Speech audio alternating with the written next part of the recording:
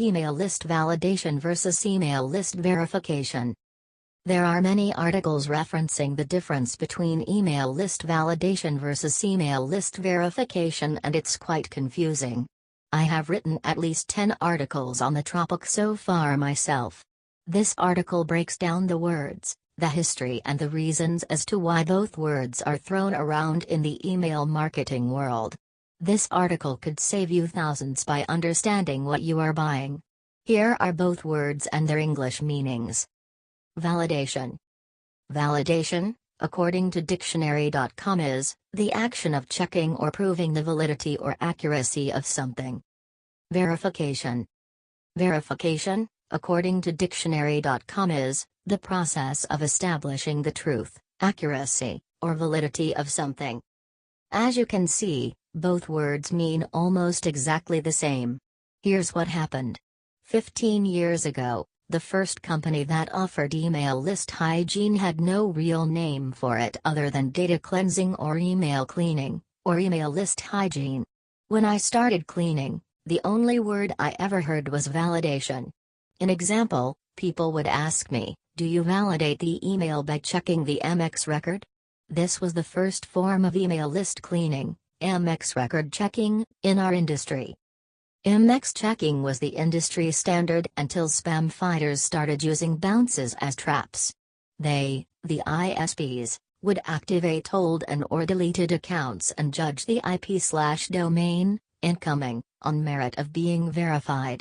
Hygiene companies quickly adopted the term verification due to this dilemma.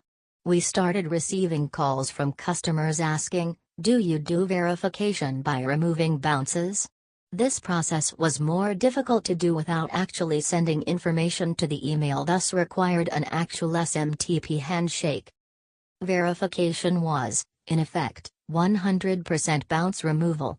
As a bonus, many hygiene companies would remove other things like traps, complainers, bots and seeds, which actually became validation plus verification. Verification companies versus validation companies had a much bigger problem, however. In order to verify if the email is real, they had to throw as many IPs and domains at their system because of how fast the ISP would block them. It was extremely expensive.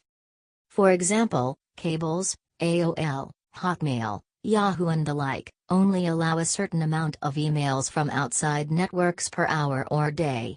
Each one is different.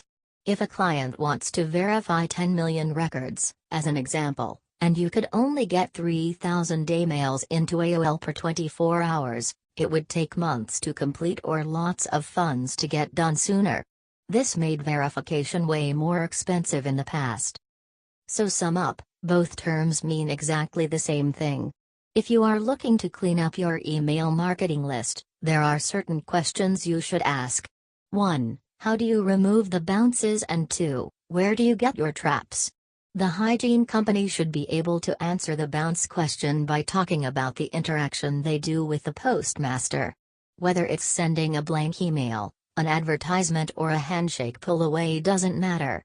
What matters is how effective are they, and you can test this by random sampling. As for traps, I am saving that for my next article. Stay tuned. Contact us today for a free demonstration.